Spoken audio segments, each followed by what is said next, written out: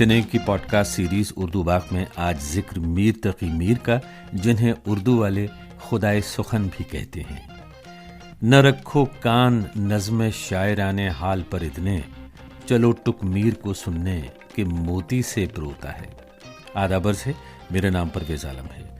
मीर तकी मीर की 300 साला जश्न पैदाइश के मौके पर सन 2023 में दिल्ली के पब्लिशिंग हाउस राजकमल प्रकाशन ने विपिन गर्ग की एक किताब शाये की है, जिसने हिंदी और उर्दू के हलकों में एक धूम सी मचा दी है।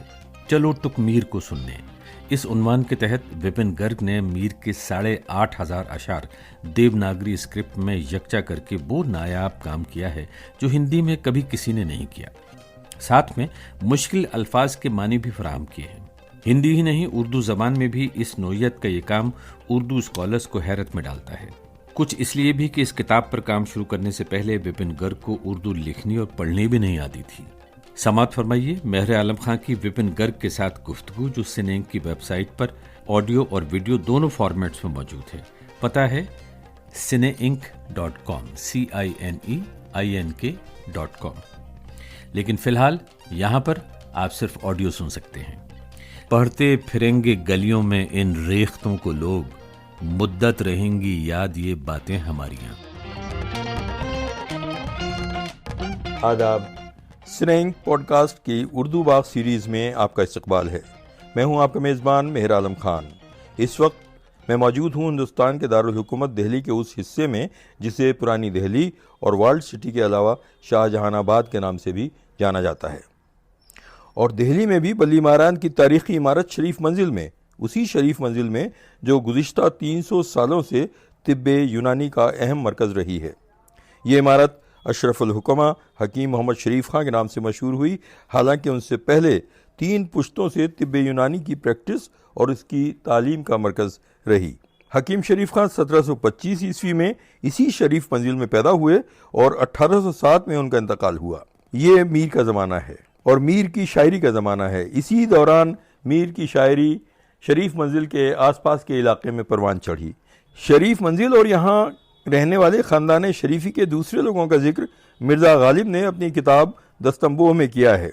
बड़े बड़े नामवर लोग जैसे सर सैयद अहमद खां, वक़ारुल मुल्क, मोहसिनुल मुल्क, अल्लामा इकबाल सभी शरीफ मंजिल में आते जाते रहे। लेकिन शरीफ मंजिल की शोहरत हकीम शरीफ खां के पड़पोते हकीम मोहम्मद अजमल खां के दौर में अपने औज पर थी। ये वही ज़माना था जब नेताजी सुभाष चंद्र बोस, महात्मा गांधी, मौलाना आज़ाद, मोतीलाल नेहरू और जवाहरलाल नेहरू जैसे कद्दावर सियासतदान और शायर अदीब शरीफ मंजिल में तशरीफ़ लाते रहे। इस वक्त मेरे साथ शरीफ मंजिल में मौजूद हैं जनाब विपिन गर्ग, जिन्होंने मीर तकी मीर की गज़लों के एक इंतहाई अहम इंतखाब पर बहुत उम्दा काम किया है। चलो टुक मीर को सुनने। तो विपिन गर्ग साहब बताइए कि मीर से ये इश्क और ये दीवानगी और इसके पीछे क्या फैक्टर्स थे जिसने आपको इतनी ज़ख़ीम किताब करने पर मजबूर किया? देखिए मेहर साहब, जब मेरा बचपन जो है मेरठ में गुज़रा, मोहल्ले डालमपाड़े में, तो हमारे मोहल्ले में कई शायर थे जो गली में चलते फिरते एक दूसरे को शेर सुनाया करते थे।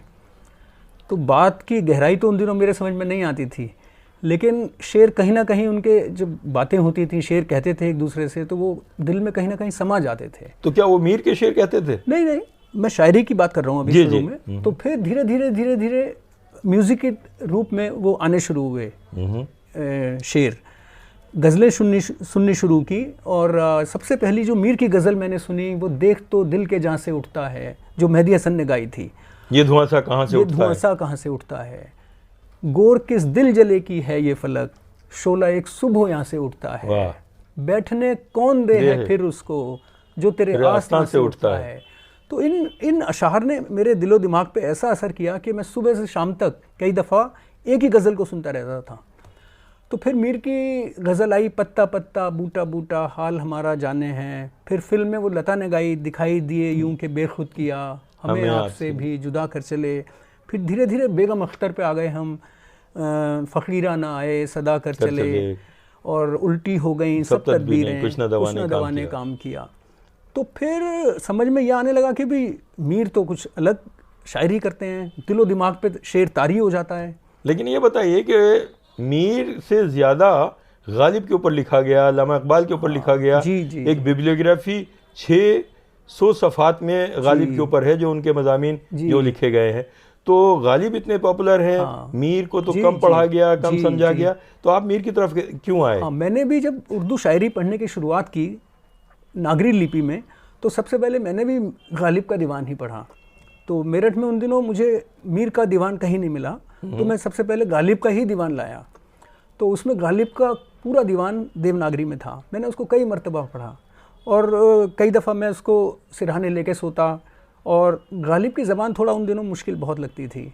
फिर धीरे धीरे मैंने फैज़ और जिगर मुरादाबादी इनकी मैं दीवान ले आया, जो जो इनकी किताबें मिली वो ले आया, और हमारे मोहल्ले में चलते फिरते लोग एक दूसरे को शेर सुनाया करते थे। अब सिलसिला यहाँ हुआ कि नौकरी के सिलसिले में मैं दिल्ली आ गया। यहाँ मैंने सन 2000 के आसपास दिल्ली यूनिवर्सिटी में उर्दू के सर्टिफिकेट कोर्स में दाखिला ले लिया। यानी आपको उस वक्त तक उर्दू नहीं आती थी? उर्दू स्क्रिप्ट नहीं आती थी? उर्दू स्क्रिप्ट नहीं आती थी, ज़बान हमारी उर्दू या हिंदी जो भी आप कह लें।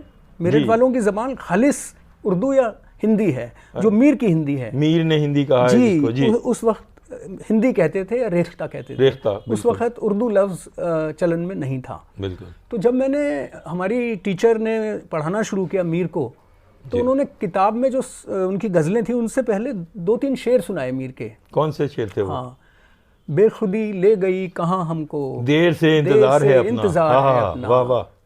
और एक दिखाई दिए यूं कि बेखुद किया हमें आप में भी, आपसे भी जुदा कर चले, परस्तिश की यहाँ तक के ऐब तुझे, नज़र में सबों की खुदा कर चले। तो इन शेरों ने मेरे पे ऐसा असर किया कि फिर सबक तो दूर हो गया। मेरे एक दोस्त के पास सरदार जाफरी का दीवाने मीर था, जिसमें एक तरफ उर्दू और एक तरफ हिंदी, इस तरह से वो दीवान था। वो सन 60-61 में इंतखाब था, इंतखाब, हाँ, 1500 शेर उसमें तकरीबन थे। जी। और वो 1960 में छपा था, 1960-61 में बंबई से। अच्छा। तो वो मैं ले आया। अब मैंने मीर को अपने क्लासेस के साथ साथ पढ़ना शुरू किया। अब ऐसी दीवानगी हुई मीर की कि मैंने उस इंतखाब को 10 मरतबा पढ़ा, सरदार जाफरी वाले।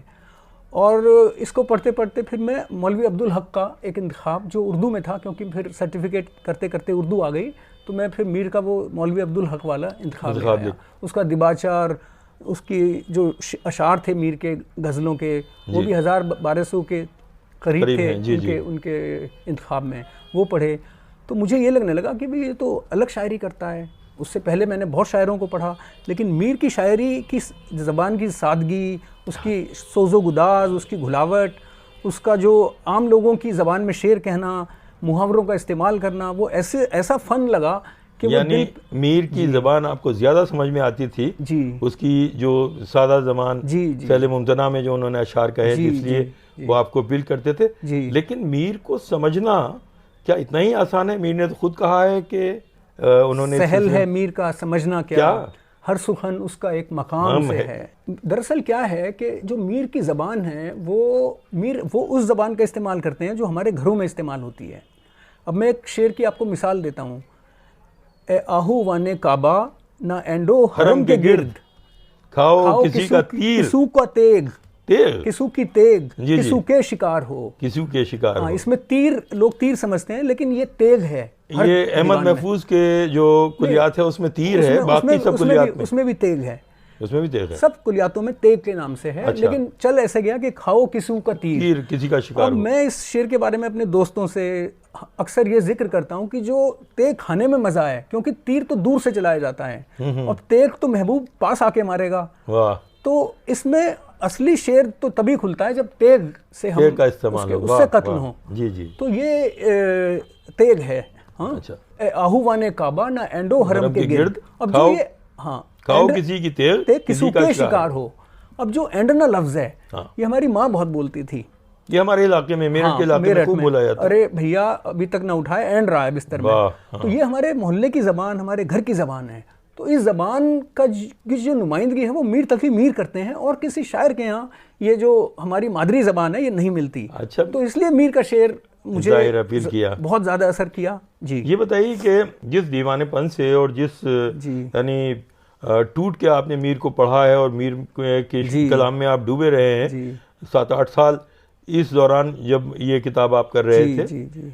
तो मीर के जो शायरी है, अगर आप उसकी पूरी कुलियात को देखें, जी, तो मीर की शायरी का डोमिनेंट एलिमेंट वो क्या उनसुर है जो सबसे ज्यादा डोमिनेंट एलिमेंट तो मीर की शायरी का इश्क है। वाह। इश्क, मीर को उनके वालिद एक सूफी थे, जी। और जब वो 8-7 साल की उम्र के थे तो वालिद ने इश्क का सबक मीर को बचपन से ही दिया, और बाप उनके मीर से कहते बेटा इश्क करो। उनके एक चचा भी मुंह बोले चचा होते थे, अमानतुल्लाह खां। हाँ, वो सूफी मनीष थे। हाँ, वो उनके शागिर्द उनके बाप के थे। जी। लेकिन मीर अक्सर उनकी सोहबतों में रहते थे, और सूफियों की दरगाहों पे जाना, फ़कीरों की तकियों पे जाना, मीर अपने चचा के साथ जाते थे।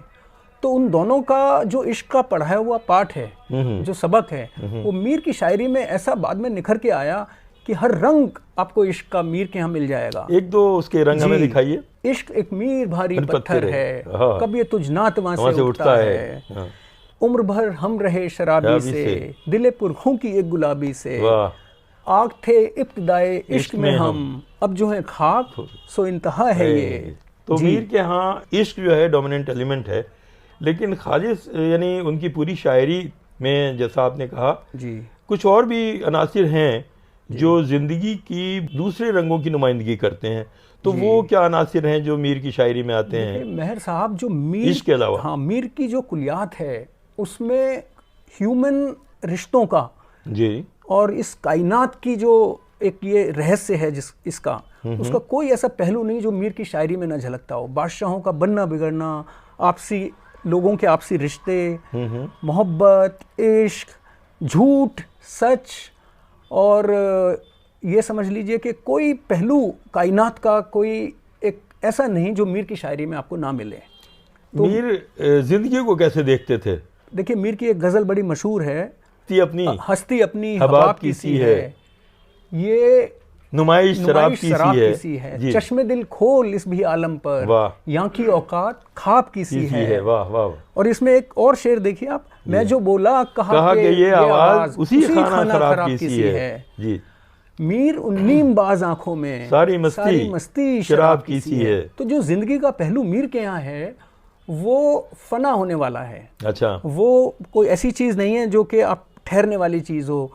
तो मीर का एक और देखिए, आपके जिंदगी और मौत को मीर कैसे लेते हैं। मैं दूसरा सवाल यही करने वाला था कि मौत को वो किस तरह देखते हैं। एक शेर मेरे जहन में आ रहा है, वो है कि मर्ग मानगी का एक मानगी का वक्फा है, यानी आगे चलेंगे दम लेकर। जी, मीर ने इसी अंदाज में एक और शेर ये कहा, मर्ग का वक्फा इस रास्ते में क्या है मीर समझते हो, मर्ग का वक्फा इस रास्ते में क्या है मीर समझते हो, हारे मांदे रहा के हैं हम लोग कोई दम सोले हैं। वाह वाह, यानी बिल्कुल वही उसी शेर की। और ये आप हिंदू फिलॉसफी ले लीजिए, गीता का ज्ञान ले लीजिए, तो वो जितनी भी फिलॉसफी मजहब से रिलेटेड हो या और किसी फिलोसोफर ने जो लिखी हो, वो सब आपको मीर की शायरी में मिल जाएंगी। यानी मीर के दिनों मजहब के बारे में कुछ बताइए।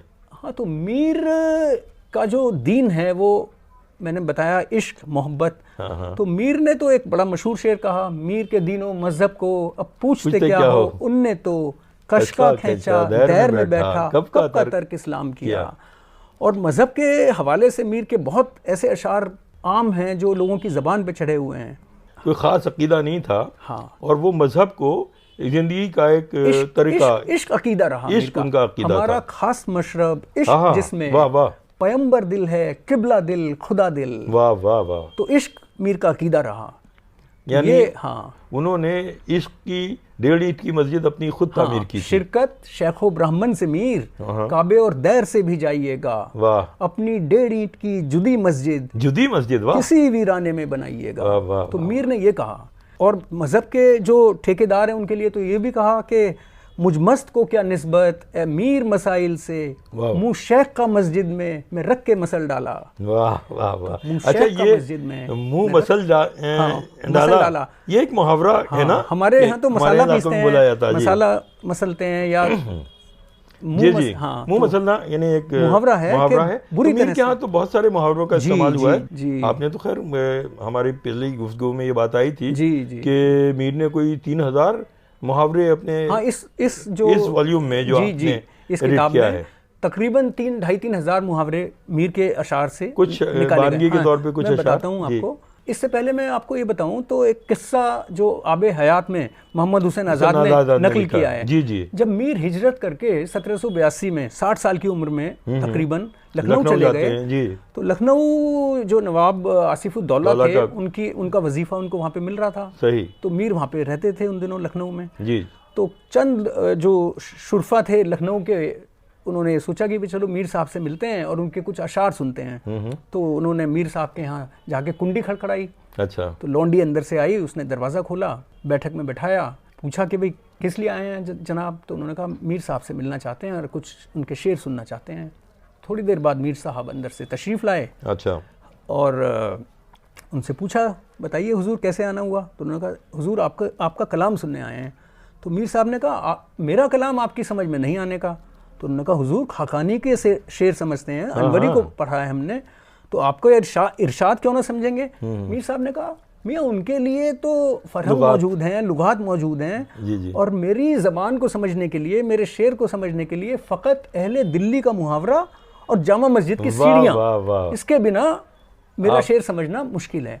तो जो अहले उर्दू का मुहावरा यानी कि दिल्ली वालों का मुहावरा और जामा मस्जिद की सीढ़ियों पे जो मुहावरा बोला जाता है वो मीर की ज़बान है। तो अब एक वानगी देखिए आप, हैरत में सत्य से भी मेरा हाल है परे, आईना रख के सामने देखा तो दम नहीं। तो इसमें मुहावरा है आईना सामने रख के दम देखना। तो पहले क्या करते थे, जब लगता था कि कोई आदमी मर गया है तो एक आईना उसकी नाक के सामने रख देते थे। अच्छा। नाक पे अगर भाप आ गई तो जिंदा है, अच्छा। सांस चल रही है, और नहीं आई तो मर गया है। तो ये मुहावरे मीर के यहाँ मिलते हैं। अच्छा, मीर के यहाँ एक मुहावरा, वो एक शेर था जिसमें आता है कि दरवाजे की मिट्टी लाना। जी।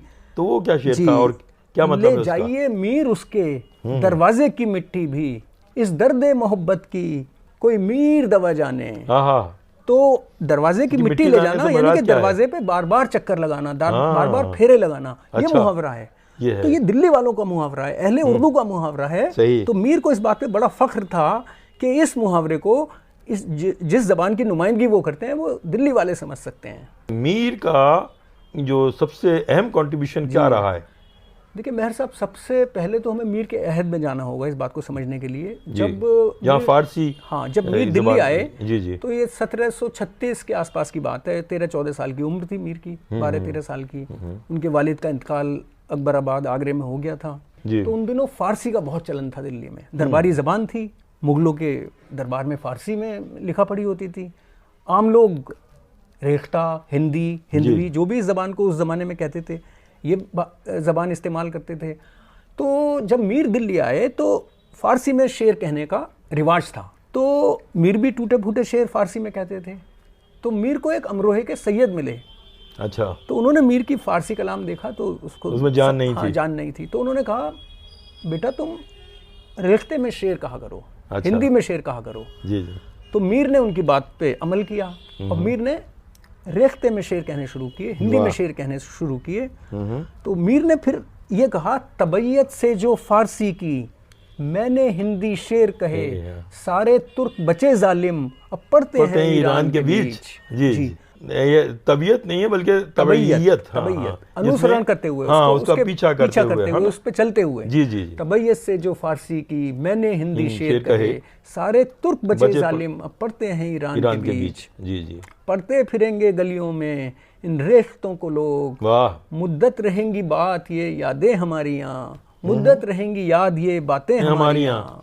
यानी मीर को अपने कलाम के बारे में कोई खुशफहमी नहीं, लेकिन बहुत रियलिस्टिक वो अपना अंदाजा करते थे कि वो शायरी के किस मकाम पे पहुंच चुके हैं। मीर ही नहीं, मीर के जो उनके हमअसर ने भी जो शायर थे, सौदा मोहम्मद मिर्जा मोहम्मद रफी सौदा मीर से 10 साल बड़े थे। जी। तो सौदा का शेर देखिए आप, सौदा तू इस गजल को गजल ही लिख, होना है तुझको मीर से उस्ताद की तरफ, होना है तुझको मीर से उस्ताद की तरफ। अब सौदा जैसा शायर मीर के बारे में ये शेर कह रहा है, तो आप अंदाजा लगाइए जब मीर दिल्ली आए तो सौदा की तूती बोलती थी दिल्ली शहर में, और सौदा ने ये शेर कह दिया, सौदा तू इस गजल को गजल दर गजल लिख, होना है तुझको मीर से उस्ताद की तरफ। रेख्ते के तुम ही उस्ताद नहीं हो गालिब, ये गालिब ने कहा। ये गालिब ने कहा। अगले जमाने में कहते हैं अगले जमाने में कोई मीर भी था। इससे पहले तो मुस्तफी ने भी। जी जी। ए मुस्तफी तू और कहाँ शेर का दावा, जचता है ये अंदाज़े सुखन मीर के मुंह पर। और ये जो हमारे वो थे लखनऊ के बड़े शायर थे नासिक के, नासिक शुभा नासिक नहीं कुछ मीर की उस्तादी में, आप बे बहरा है जो मौत कदे मीर नहीं, जो मौत कदे मीर नहीं। अच्छा, फिर गालिब ने इसी बात को आगे बढ़ाया। गालिब अपना ये अकीदा है कि बकौल नासिक आप बे बहरा है जो मुत्तकीद मीर नहीं। तो मीर ही नहीं, मीर के जो साथ के या उसके बाद जो शायर हुए हैं, हर शायर ने सर झुकाया मीर के सामने। अच्छा, ये तो उनके हम असर थे, मतलब तकरीबन हम असर थे। गालिब का शेर आपने पढ़ा, गालिब ने ये भी कहा कि रेख्ते के तुम ही उस्ताद नहीं हो गालिब। कहते हैं कि अगले ज़माने में कोई मीर भी था। तो इससे पहले तो गालिब से पहले मुसफ़ी ने भी उनके बारे में उनकी यानी अज़मत को तस्लीम किया। क्या क्या शेर कहा था? मुसफ़ी तू और कहाँ शेर का दावा, फपता है ये अंदाज़े सुखन मीर के मुंह पर। जी जी जी। अच्छा, ये तो उनके हम असर शुआरा की बात हुई, लेकिन मीर का लोहा तो जो अब तक जो शेर कहे जा रहे हैं और जो शायर शेर कह रहे हैं, अपना कलाम कह रहे हैं, तो मीर को तो नासिर काज़मी और से लेके जॉन एलिया तक उनकी अजमत को तस्लीम किया है। तो नासिर काज़मी ने तो ये कहा ना कि शेर होते हैं मीर के नासिर, लफ्ज बस दाएं बाएं करता है। वाह। और जॉन एलिया तो ये कह गए कि शायर तो दो हैं, मीर तकी और मीर जॉन, वाह, बाकी जो हैं वो शाम व सहर खैरियत से हैं। शायर तो दो हैं, मीर तकी और मीर जॉन। अपनी तारीफ के लिए देखो मीर का सहारा लिया जी। शायर तो दो हैं, मीर तकी और मीर जॉन, बाकी जो हैं वो शाम व सहर खैरियत से हैं। और अकबर इलाहाबादी का तो ये मशहूर शेर है, जी जी। हम हैं क्या चीज़ जो इस तर्ज पे जाएं अकबर, नासिक हो ज़ौक़ भी जब चल ना सके मीर के साथ। वाह वाह वाह। विपिन साहब, ये बताइए कि मीर दिल्ली को किस तरह देखते थे और मीर के ज़माने की दिल्ली कैसी थी? जब मीर दिल्ली आए तो दिल्ली एक आबाद, खुशहाल और ऐसा शहर था जिसको देख के हर आदमी को रश्क आ जाए। मीर ने दिल्ली के बारे में कहा, दिल्ली के न थे कूचे और राके मुसव्वर थे जी, जो शक्ल नजर आई तस्वीर नजर आई, जो शक्ल नजर आई तस्वीर नजर आई, हफ्त इकलीम हर गली है कहीं, हफ्त इकलीम हर गली है कहीं, दिल्ली से भी दयार होते हैं। क्या दिल्ली से भी दयार होते हैं। ऐसा खूबसूरत शहर था, यानी उस वक्त का मंजर है जी। दिल्ली का। और जब नादिर शाही हमलों से दिल्ली तबाह बर्बाद हो गई अहमद शाह अब्दाली से, तो फिर ये कहा मीर ने, दिल्ली में अब के आके उन यारों को न देखा, कुछ वे गए शिताबी, कुछ हम भी देर आए, अब खराबा हुआ जहानाबाद, वरना हर कने यहाँ एक घर था। वाह वाह वाह। अब जहानाबाद कहा है उन्होंने, जहानाबाद जी, शाहजहानाबाद, हाँ था। अब खराबा हुआ जहानाबाद, वरना हर कने यहाँ एक घर था।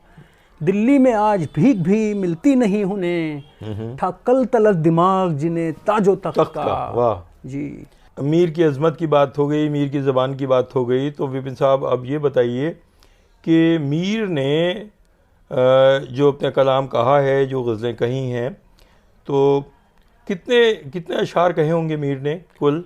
देखिए मेहर साहब, मीर की जो गज़लों के अशार तो 14-15 हज़ार के बीच में हैं, लेकिन उन्होंने मसनवियाँ भी कहीं बहुत सारी। मसनवियों में भी गज़लें हैं, शिकारनामों में भी गज़लें हैं। जी जी। तो गज़लों के 14-15 हज़ार के बीच में हैं। और जो उनका कलाम है, जिसमें मसनवियाँ, रुबाइयाँ, वासोख्त और शिकारनामे, कसीदे, मरसिए, यानी सुखन की हर फॉर्म उन्होंने इस्तेमाल की है। हाँ, तो उसमें 15,000 वो समझ लीजिए, तो 30,000 के लगभग जी, कुलियात में 30,000 शेर हैं। अच्छा, ये फरमाएं कि उनकी फेवरेट बहर कौन सी थी? क्योंकि मैं रूस का तालिब इल्म हूँ। जो आबे हयात में मोहम्मद हुसैन आज़ाद ने ये लिखा कि बहर खफीफ, जी जी, जब वो शेर कहते हैं तो फ़कत आबे हयात बहाते हैं, अमृत बहाते हैं। अब जो मशहूर गज़लें हैं मीर की, देख तो दिल के जहाँ से उठता है, ये धुआं सा कहाँ से, उम्र भर हम रहे शराबी से, दिले पुरखू की एक गुलाबी से, एक वही जो अभी आपने पढ़ा था, हस्ती अपनी हवा की सी है,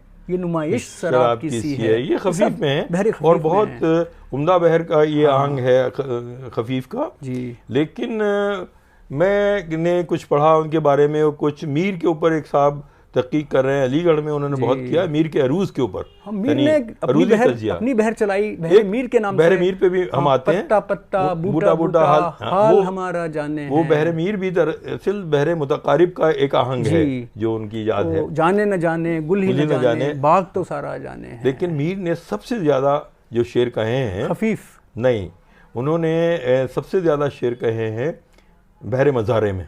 अच्छा, बहर मज़ारे में। और मैं आपको याद दिलाऊं कि उनके पहले दीवान का पहली गजल का पहला शेर पढ़िए आप। अच्छा, था मुस्तार हुस्न से जी। उसके जो नूर था, हाँ, खुर्शीद में भी उसी का जर्रा ज़हूर था। ये देखिए, ये मज़ारे का वो है। और मज़ारे में सबसे ये गजल मेरी पसंदीदा गजलों में है। और इसके अलावा जो आपको तुम है पहुंचा खुदा के तई, मालूम अब हुआ कि बहुत मैं ही दूर था। मुन्निम के पास काकुमो संजाब था तो क्या, उस रिंद की भी रात गुजर गई जो ऊर था। हम खाक में मिले तो मिले लेकिन ऐसे पर, उस शोख को भी राह पे लाना जरूर था। बहरे मज़ारा। अब इसका कता देखिए, इस गजल का क्या शेर है, इसमें क्या बयान है मीर का। जी।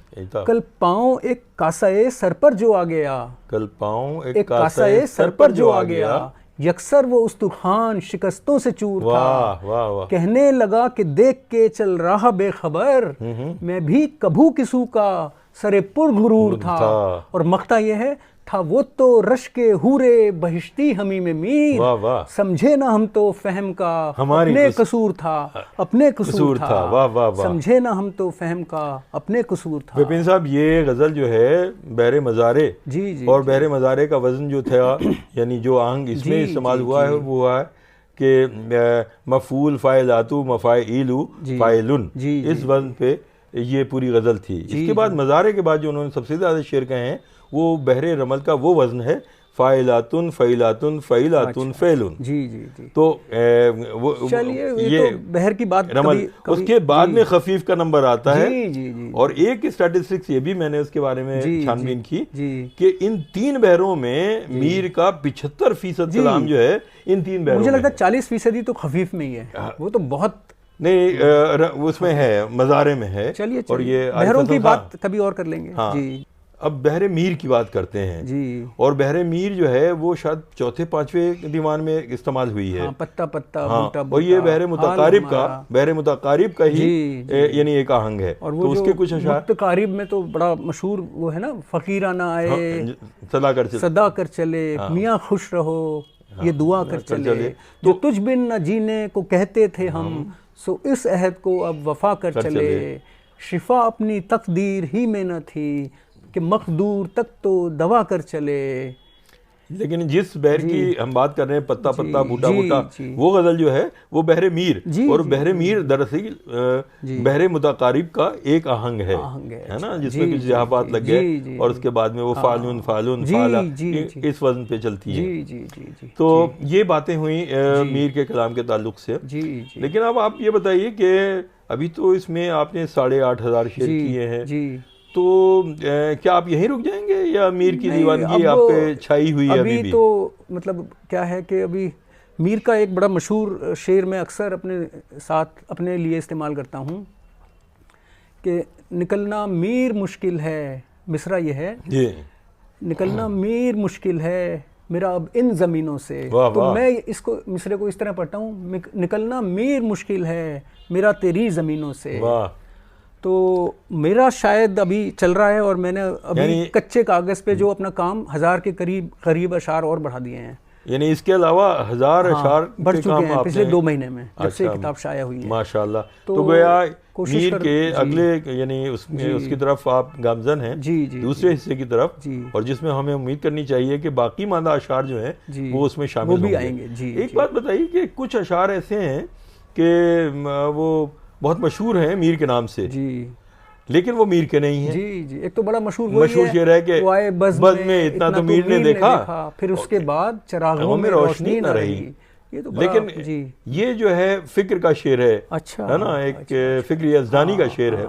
और एक जगह एक मेहदी हसन ने एक बड़ी मशहूर गजल गाई, आके सज्जादा नशी कैस हुआ मेरे बाद, दश्त में बाकी न रही कोई जगह मेरे बाद। ये भी मीर की गजल नहीं है। मीर की गजल नहीं है। मीर के नाम से मशहूर है। ऐसे बहुत अशार, ऐसी बहुत सी गजलें हैं जो तो इसकी क्या वजह कि ये लोगों ने शायद क्योंकि मीर बड़े शायर रहे, मीर के नाम से चला दिए शेर कि इसलिए कि ये ज़्यादा मकबूल हो जाएगा, तो ये वजह रही होगी शायद। चलिए मज़ामू का बदलने के लिए मीर का एक और शेर मैं सुनाता हूँ आपको, उस पर आपका तबसरा चाहूँगा।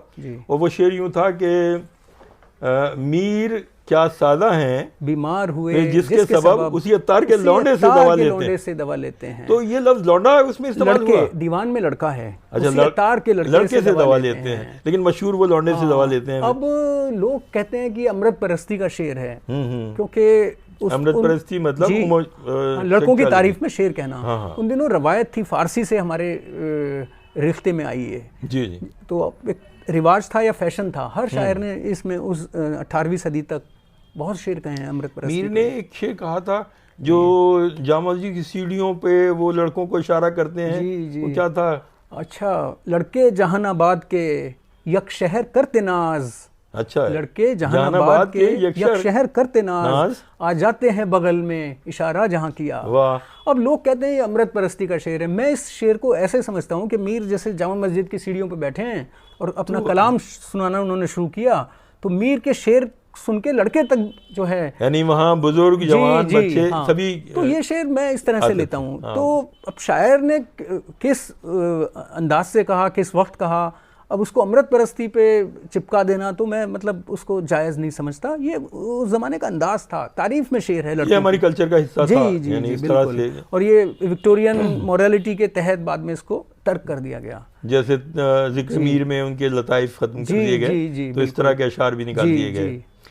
अच्छा, तो एक बात ये हुई कि अमृत परस्ती वाली बात नहीं थी, बल्कि वहाँ माशूक का जो तस्वुर था उसका कोई जेंडर नहीं होता था। तो सारे शेर जितने भी कहे गए हैं उसको मर्द के माशूक का, जहाँ तक देखिए आपने सवाल किया, तो जब वली का दीवान दिल्ली आया 1718-20 के आसपास और धूम मच गई पूरी दिल्ली में, तो मीर ने एक शेर वली के लिए कहा कि खुगर नहीं है यूं ही हम रेख्ता कहने के, वाह, खुगर नहीं हम यूं ही कुछ रेख्ता कहने के, माशूक जो अपना था बाशिंदा दक्कन का था। तो ये वली के लिए कहा, माशूक जो अपना था बाशिंदा दक्कन का था, यानी दक्कन की ज़बान जो थी मुख्तलिफ थी और उसको हमने रेख्ते में कन्वर्ट किया। माशूक का यानी मतलब वो क्या फेवरेट जी, यानी हमारा पसंदीदा शायर, पसंदीदा शायर वो हमारा उसका था। तो ये मीर का अंदाज था। वाह। तो मीर ने ज़बान की ग्रामर और ज़बान की वोकैबुलरी में भी इजाफा किया, मुहावरे दिए। अब देखिए कि उस वक्त रेख्ते का मतलब गिरी पड़ी ज़बान, जी जी, ये भी कहा गया। और सरदार जाफरी ने लिखा कि मीर का कमाल था कि जो खड़ी बोली और जो गिरी पड़ी ज़बान को उन्होंने ऐसे मांझ दी अपने अशार में कि वो सनत समझे जाने लगी। एक शेर मुझे उस वक्त, मैं आपको इंटरप्ट कर रहा हूं, सारे आलम पे हूँ मैं छाया हुआ, मौत मुस्तनिद है मेरा फरमाया हुआ। एक शेर मुझे याद आ रहा है, फिरेंगे गलियों में इन रेख्तों को लोग, मुद्दत रहेंगी याद ये बातें हमारी यहाँ। ये तो हम पढ़ चुके हैं शेर। जी। हाँ, तो ये इस तरह के शेर है मीर।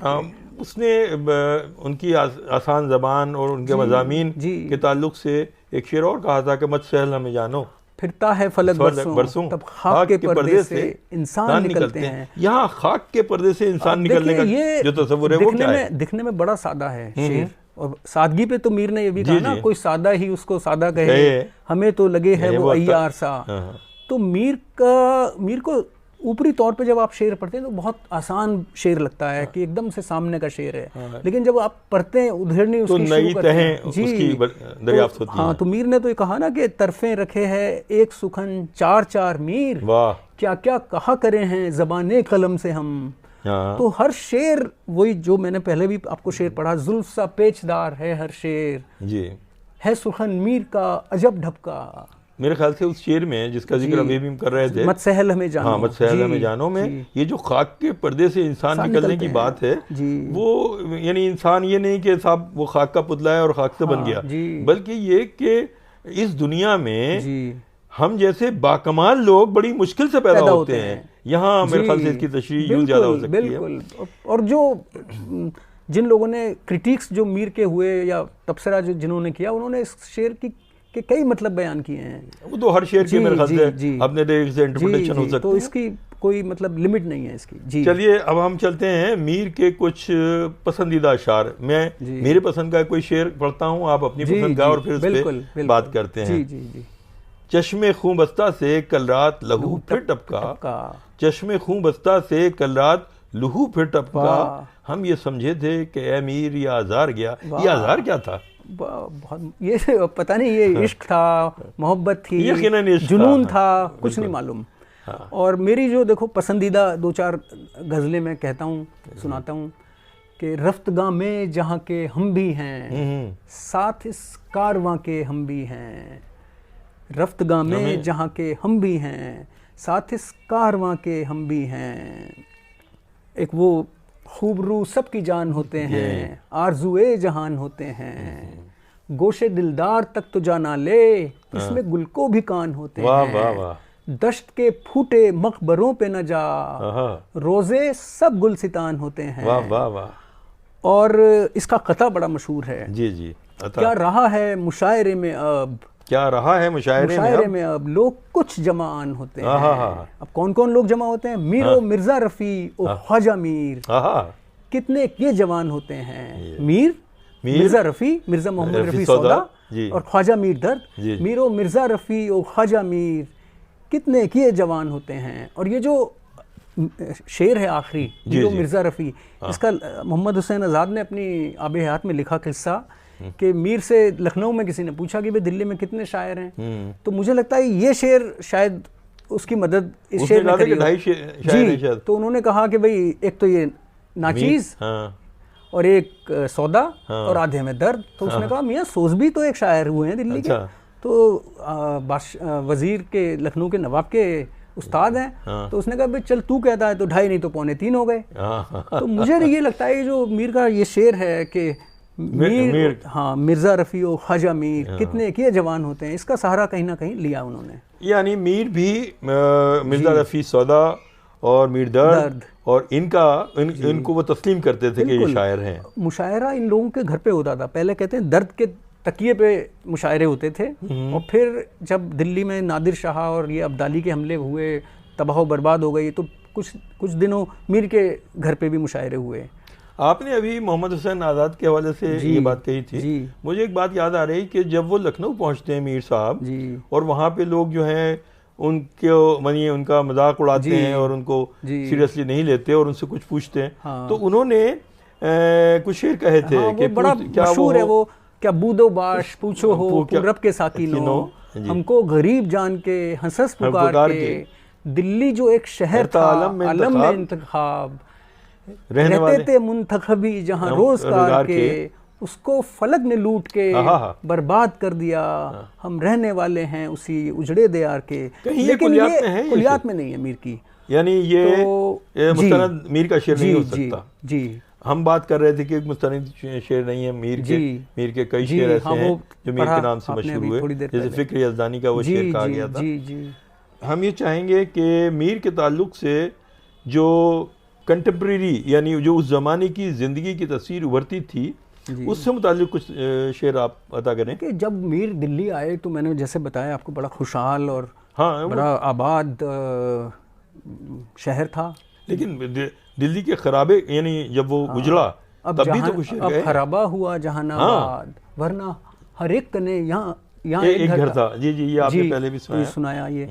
जी विपिन साहब, आपके इस काम के ताल्लुक से जो एक ख़ास बात मैंने नोट की और दूसरे लोगों ने भी नोट की है, वो ये है कि अब से पहले उर्दू में भी जो इंतखाबात शाया हुए या कुलियात शाया हुई, तो उसमें मीर के अशार तो सारे जमा हैं, लगभग 15,000 शेर उन्होंने कुलियात में 6 दीवान और सारे अशार उसमें हैं। या मसनवियों पे भी एक किताब अभी आई मगरबी बंगाल से, तो उसमें मसनवियात हैं।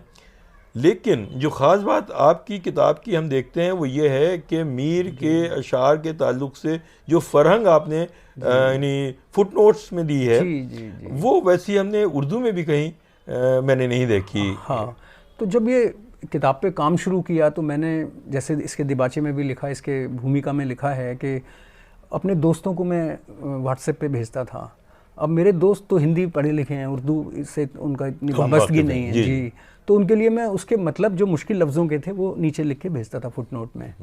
तो इस तरह मैंने इंट्रोडक्शन में लिखा है कि वो 500-400 गज़लें हो गई 2-3 साल के अरसे में। तो तब मेरे दिमाग में ख्याल आया कि भाई इसको एक किताब की भी शक्ल दी जा सकती है। तो ये 2016 से कहानी शुरू हुई और 2018-19 तक तकरीबन आपने कितने अल्फाज होंगे, कुछ अंदाजा है कि इसकी फरहंग में? फरहंग में तो जितने मुझे लगता है अशार हैं, जितने अल्फाज, उससे 60%, अच्छा 60-70%, क्योंकि बड़ी हर लफ्ज़ का मैंने कोशिश की कि मतलब लिखा जाए जिससे कि हिंदी वाले भी समझ जाएं। जैसे लफ्ज़ का मानी लिख देना कोई कमाल नहीं है, लेकिन लफ्ज़ कैसे बढ़ता गया है उस शेर में वो इस्तेमाल हुआ। अब जैसे आप लफ्ज़ है उसके मानी पानी भी होते हैं, धार भी होते हैं। मीर का एक शेर देखिए इसी हवाले से कि देखो तो किस रवानी से कहते हैं शेर मीर, दुर से हजार चंद है उनके सुखन में आब। आपका जो सामने का मानी है वो है पानी है। लेकिन यहाँ चमक के मानी में दुर से हजार, मोती से हजार चंद, हजार गुना जो ज्यादा जी चमक है, दुर से हजार चंद है उनके सुखन में आब। वाह। तो जहाँ जिस शेर का, अब एक और शेर है कि मुन्निम के पास काकुमो संजाब था तो क्या, उस रिंद की भी रात गुजर गई जो ऊर था। अब यहाँ जो रिंद है वो नंगे के माने में इस्तेमाल हुआ है, वरना रिंद के बहुत माने हैं, 60-70 फरहंग में। हाँ जी। तो जिस शेर में जहाँ जो मुनासबत है उसकी, या जो मीर ने कहने की कोशिश की है, या जो हम समझे, वो उसका मतलब लिखा गया है फरहंग में। आखिर में ये मोहम्मद हुसैन आज़ाद ने मीर के ताल्लुक से उसको शायद एक दरिया से को कंपेयर किया है।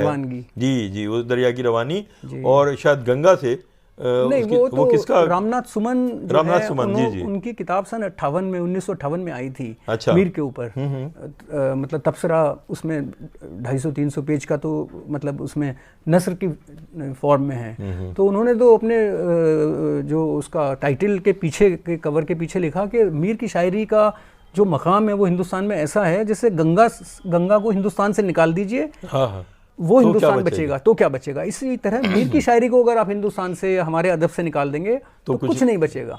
तो मीर की शायरी का ये मकाम, हमारे मीर की शायरी पर गुफ्तगू हो रही है और अभी तक शमसुर रहमान फारूकी का नाम नहीं आया, तो क्या उसके बगैर हमारी ये गुफ्तगू मुकम्मल हो सकती है? उन्हों की किताब जो तकरीबन 3000 सफ़ात पर है, मीर के शेर शोरंगेज़, तो 4 वॉल्यूम्स में, 6 वॉल्यूम्स में है वो। अच्छा, बहरहाल तकरीबन 3000 सफ़ात पे हैं वो।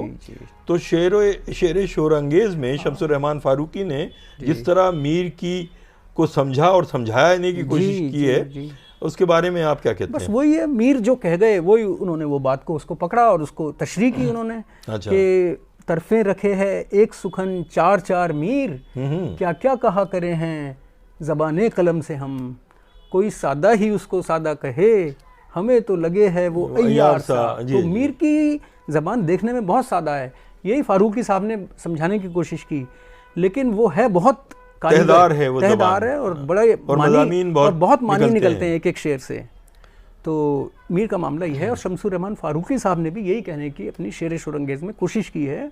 एक शेर की तशरीह 10-10 सफ़ों में है, और मैंने इस जो फरहंग बनाते समय उनकी जो शेर शोरंगेज़ से भी फ़ायदा उठाया है। देखिए, मीर पे बहुत लंबी गुफ्तगू हो सकती है जी, और क्योंकि मीर के ऊपर इतना तहकीकी काम नहीं हुआ जितना गालिब या दूसरे शायरों पे हुआ है, हमें उम्मीद करनी चाहिए कि अब आपकी किताब के आने के बाद मीर के बारे में शऊर, एक आम उमूमी शऊर जो है ज़्यादा बेदार होगा। एक बड़ी ऑडियंस मीर को मिल गई है, देवनागरी में आपने ये काम किया है, तो ये उम्मीद की जानी चाहिए कि मीर पर तवज्जो ख़ास होगी लिखने वालों की, क्रिटिक्स की, और मीर पर हमें बहुत उसकी जो मुख्तलिफ तहें हैं उनको समझने में आसानी होगी।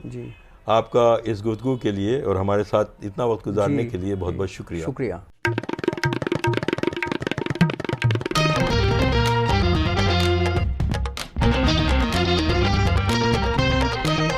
चलो टुक मीर को सुनने, उर्दू बाग में विपिन गर्ग के साथ गुफ्तगू कर रहे थे मेहर आलम खान। चलो टुक मीर को सुनने, इस उन्वान के तहत विपिन गर्ग ने मीर तकी मीर के 8,500 अशार कलम बंद किए हैं, साथ में मानी भी फराहम किए हैं और एक कॉन्टेक्स्ट भी दिया है। किताब हिंदी में है और उसे छापा है राजकमल प्रकाशन में। उर्दू बाग लंदन के मशहूर पॉडकास्ट हब सिने इंक की पॉडकास्ट सीरीज है, जिसमें उर्दू की नामवर हस्तियों और उनके काम के बारे में बेहद दिलचस्प इंटरव्यूज शामिल हैं। आप ये सभी प्रोग्राम यूट्यूब, स्पॉटिफाई, एप्पल, जियो सावन और दीगर प्लेटफॉर्म्स पर सुन सकते हैं। मजीद तफसीलात के लिए हमारी वेबसाइट पर तशरीफ लाइए cineinc.com। ये प्रोग्राम सुनने के लिए आपका बहुत शुक्रिया। आपसे दरख्वास्त है कि आप हमें अपने मशवरों से ज़रूर नवाजें। हमारी ईमेल आईडी है post@cineinc.com। खुदा हाफिज़।